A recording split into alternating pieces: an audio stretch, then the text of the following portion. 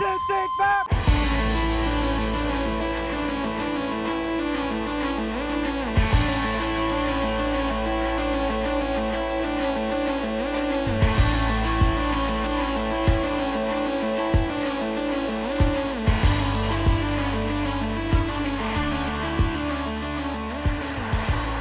So in the last episode we did quite a lot of work on getting this neck kind of a certain way along, and we actually got it fitting into the neck pocket really nicely. And we were doing that because we need this neck this far along so that we can actually get the bridge into position and the tailpiece into position, and then we're kind of in the realms of finishing this body off, getting it ready for the actual paint to go onto it. However, I do want to kind of carry on a little bit with this neck and get a little bit more work done, because that's going to help me to actually get the bridge installed more accurately. And what I'd like to do is to get this headstock routed to shape, get that all finished off, and then fit the tuners, because I'll need at least the 2 E-tuners fitted so I can get the bridge into exactly the position that I need it. So to that end, we can move the body to one side again for a little while, and then we can focus on getting this headstock trimmed to size and the tuners fitted. And the first step in that is going to be just reattaching this template in the right position so we can do a little bit of routing.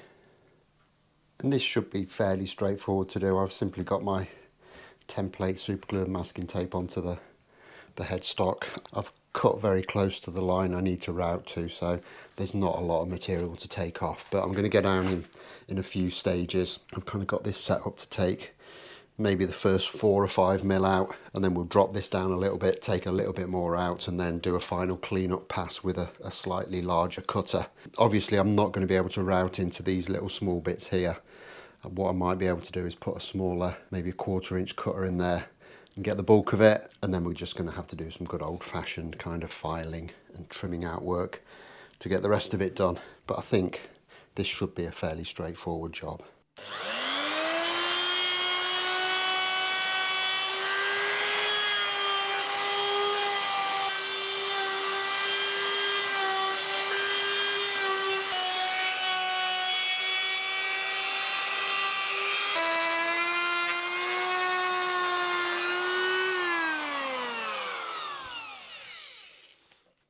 And then I've just got a straight cutter in there, and I've just left a little bit of the shank exposed so I can run that around my template, and hopefully we can kind of get a bit more of this material taken out in these little small sections here.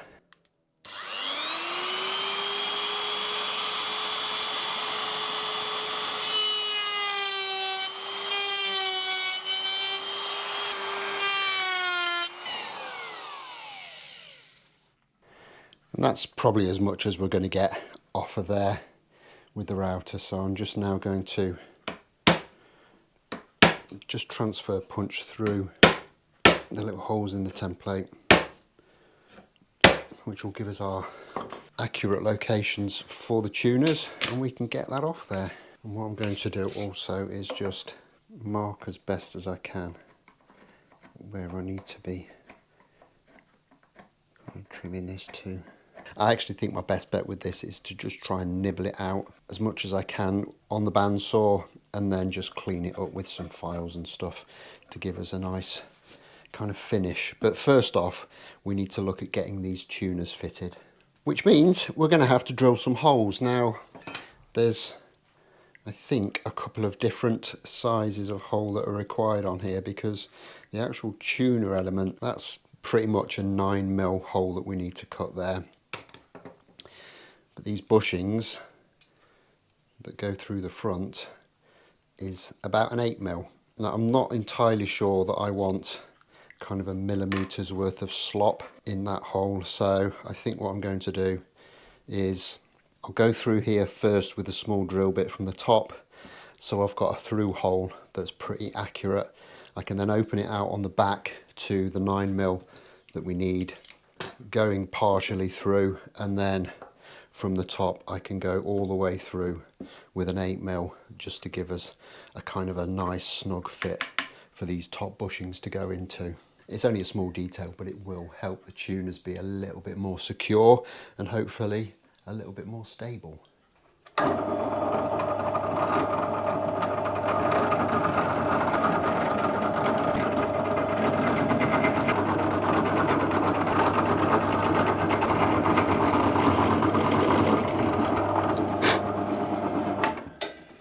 Love these Famag drill bits. They are really good quality and super sharp. Always do a really nice job. However, you do have to be careful with them because they do have a tendency to grab the work and pull it up into the drill bit, and you can end up drilling holes straight through something when you didn't want to. That's why I'm kind of using this peck drilling technique here, just taking it out a little bit at a time until we get to where we need it to be.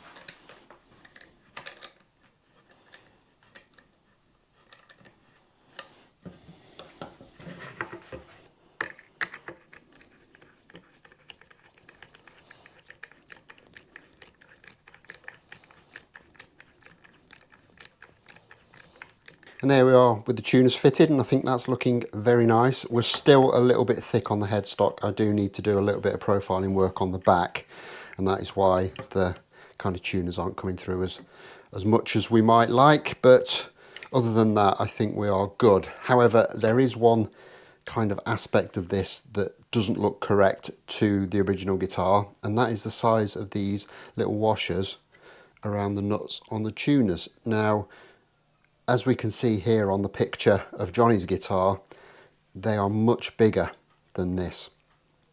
Now, I'm not sure whether this is how Grover's from that period looked, or whether it's something that he's done to maybe hide the fact that the hole for the original bushing was bigger than these new ones. I don't know. But that does leave me with a little bit of an issue, because it doesn't look like the original. And you can see from the picture the way that those washers actually overlap the decal on the headstock. It's clearly something that's kind of been added later.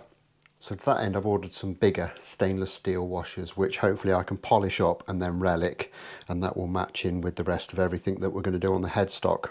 However, there is another issue that is raised by this, and it's something that's starting to come up a little bit in the comments, and that is there are some inconsistencies between what I'm doing and the original guitar. Now, there's a few reasons for this. Firstly, I'm working from a plan, and it's becoming apparent that that plan is not particularly accurate to Johnny's guitar. It is in some respects, but in other respects it's a little bit out, and this is causing me a few problems.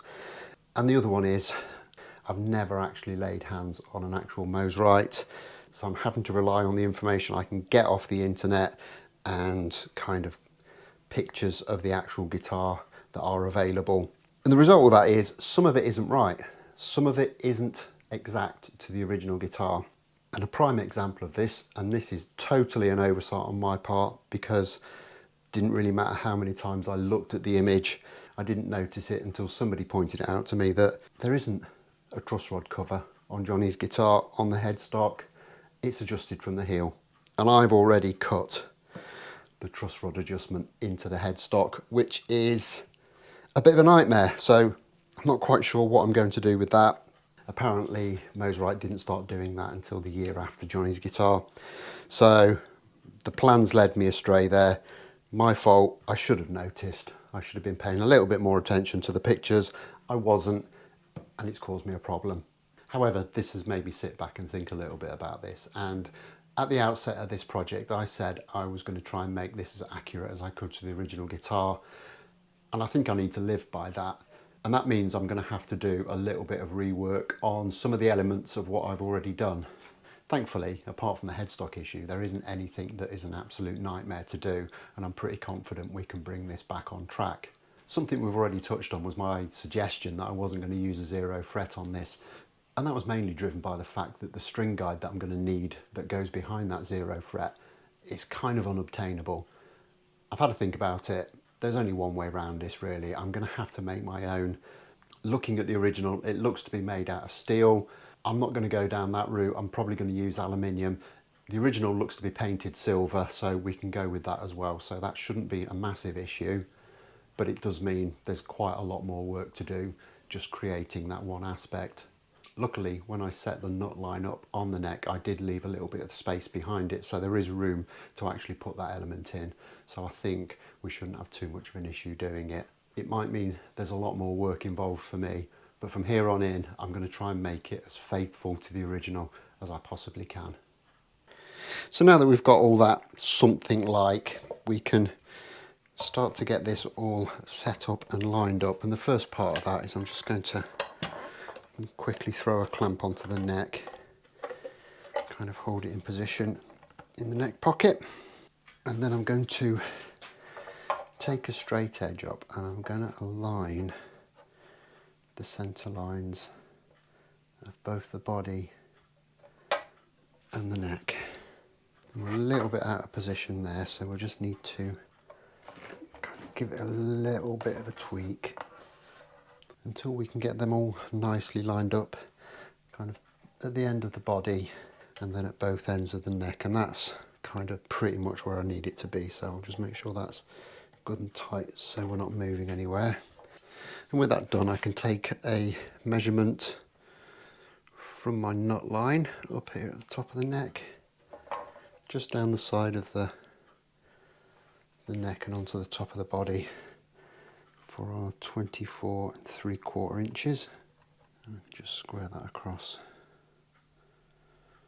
with a protractor. The bridge on this guitar is set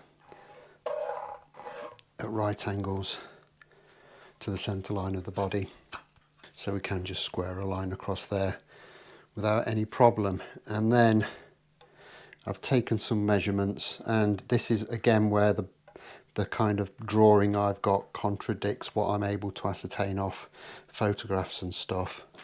So I'm going to go with a gap of about 65mm between the bridge and the tailpiece.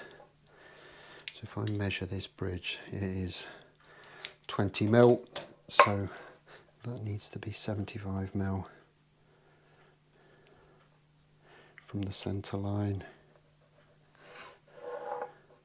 and that kind of gives us about 95mm back to the end of the body, and it's sort of an average of the two kind of measurements that I've taken, so I'm quite happy to go with that.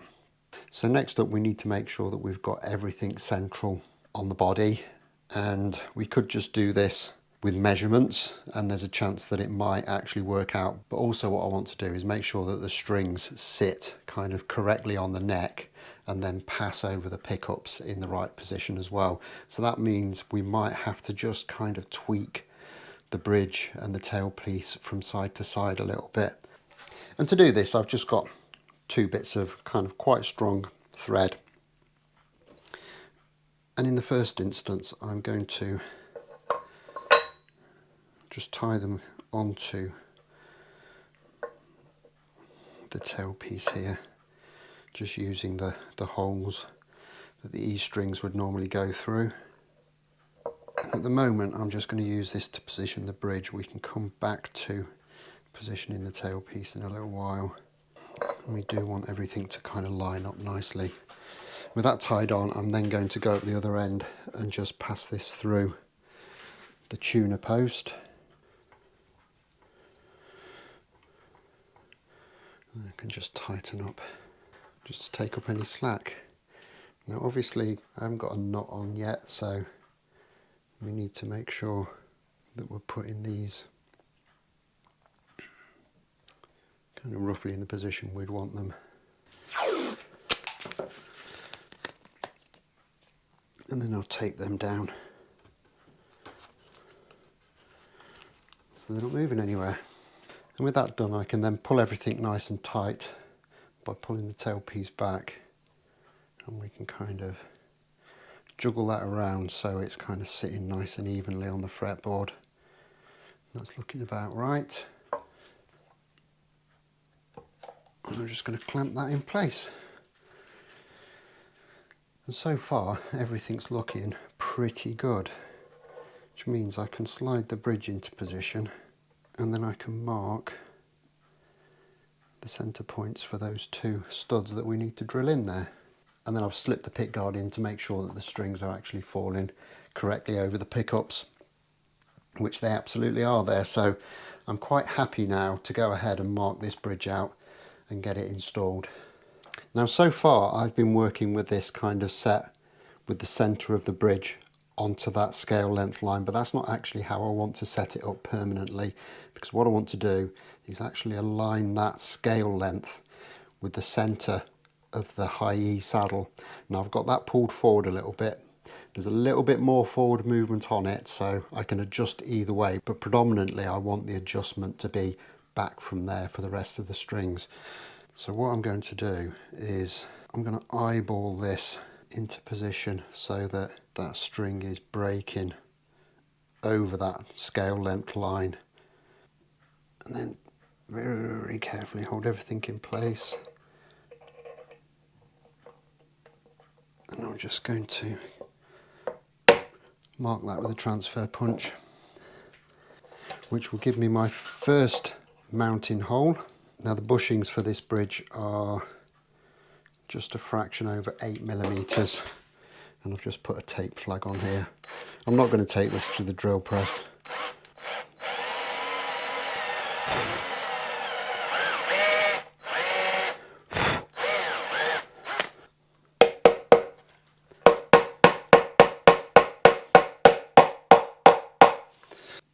And we can just mark that centre line again.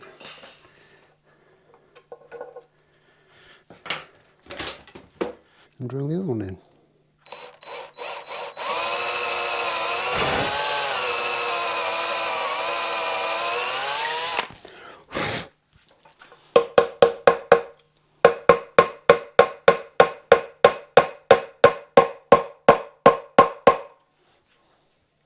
So that's the bridge all fitted nicely, and it all looks absolutely fine. Obviously there's a lot of the geometry for this needs to be worked out yet. The neck angle isn't in right, etc.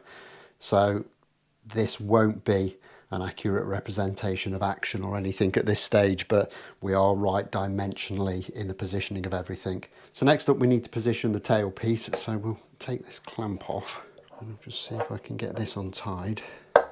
And then with that tied back in position, I'm going to pull it tight, and I'm just going to wriggle it around and sight down the strings until it's in such a place that I've got a straight string pull right the way down the line, which looks to be about there.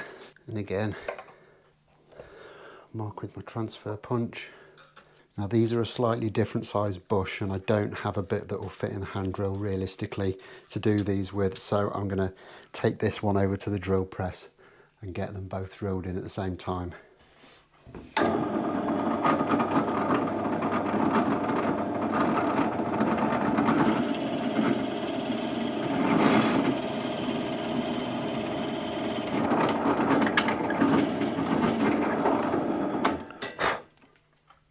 And we can just gently tap those in. Just get those two final bits of hardware in place, and I think that all looks absolutely spot on. Just stick the scratch plate in as well. I think we've now got something that is starting to look absolutely spot on. So that is kind of the last of the major work done on this body. There's a few little finishing off jobs that I've got to do. We need to make a channel from this bridge post through into the control cavity. We need to fit the strap buttons. We need to do a little bit of finishing off work around the neck pocket. But other than that, we are into finish prep now on the body, which is an absolutely massive step forward. But that's all going to be for the next episode. I'm going to leave this one here. So as always, don't forget to hit that like button if you've enjoyed, subscribe if you haven't already done so, and I'll look forward to seeing you next time. Thanks a lot for watching. Bye bye.